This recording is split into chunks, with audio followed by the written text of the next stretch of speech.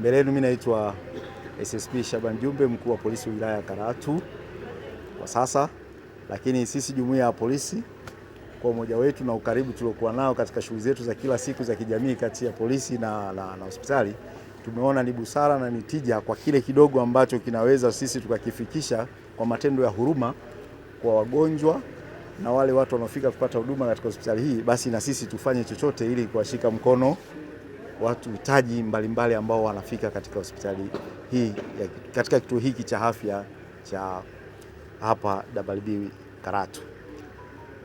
Daktari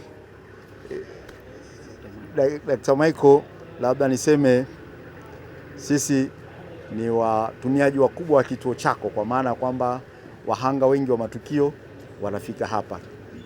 Wahanga wengi wale tuseme ajali hususani wanafika hapa, na sisi wewe tumepeana tu ukuta tu, tumepishana ukuta. Sasa tukasema katika hiki ndio sehemu ya kwanza inayotushika mkono katika matukio ya maradhi, lakini katika matukio ya majanga mbalimbali ya kibinadamu yale yaliyotokana na ajali, hapa nyinyi ndio wa kwanza kuhudumia kabla mtu hajapata referral wa kwenda hospitali yetu ile ya mkoa au hospitali ile ya Lutherani kule. Kwa tutaomba mpokee hiki ambacho tumekileta, japo kwa udogo wake, lakini tutajipanga zaidi pia kuleta kikubwa zaidi kwa ajili ya huduma za kijamii mbalimbali kupitia polisi wetu wa polisi jamii wilaya, lakini pia na mkaguzi Zuhura polisi kata wa kata hii ya Karatu, ambaye eneo hili pia ni la kwake na akalichagua, akasema kuna kitu cha kufanya kweli. Kwa moyo wa dhati naomba upokee, ifike kwa walengwa, na pale ambapo tutaona kuna upungufu wa vitu vidogo vidogo, japokuwa tunajua kuna jukumu kubwa la serikali lafanya, lakini na sisi mtu mmoja mmoja au sisi kama jamii ya polisi tuna wajibu pia katika kusukuma gurudumu la maendeleo ya nchi yetu. Nashukuru sana.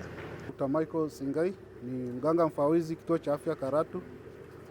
Kwa niaba ya kituo pamoja na watumishi wote, nipende kutoa shukrani kwa ushirikiano mnaotupa kila siku kama tunapokuwa na changamoto yoyote ya usalama hapa kituoni kwetu, na pia tunapenda kutoa shukrani kwa hiki mlichokileta ambacho kitakwenda kuwasaidia wagonjwa ambao wako odini.